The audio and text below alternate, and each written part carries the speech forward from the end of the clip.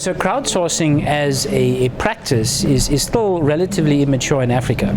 I think our view on its relevance, though, is incredibly high, simply because it's almost a logical solution to a skills challenge.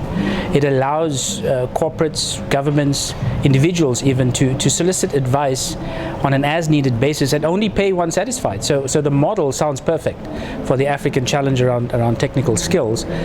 The issue, though, that we've picked up is the imperative in almost all African countries to build local skills capacity. Now, we'd have to balance these two things to really make it work for us, potentially becoming a provider, a net provider of technical skills into crowdsourcing platforms. So the digital economy is underrated from an African perspective. Fly into Rwanda and you'll discover what I mean. You have LTE coverage the minute you land to the minute you leave. So anybody that walks around assuming that the digital economy doesn't exist on the African continent is really deluding themselves. So digital engagement and finding ways to build digital persona and communicate with your clients through digital channels is an imperative. It cannot be ignored. I think the starting point is a conscious decision to accept that the digital channel is ready and mature.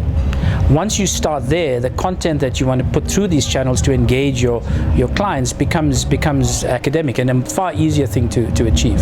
So social activation, like digital, cannot be underestimated and has been, certainly in the South African economy and the African economy. Social media as a means of understanding client sentiment has always been underestimated. Effort has been expended, certainly from the larger corporates, to embrace this and understand it better. What the opportunity that now presents itself is to use this data to be able to engage and influence the recommendation economy around the brands that you currently represent. So it is data driven because you need to understand behavior and preferences and how you then use that to influence positive recommendations through using social media. So we had quite an interesting discussion in Cape Town 2 days ago around the levels of maturity and the levels of willingness to accept these channels as a source of proper sentiment and opinion.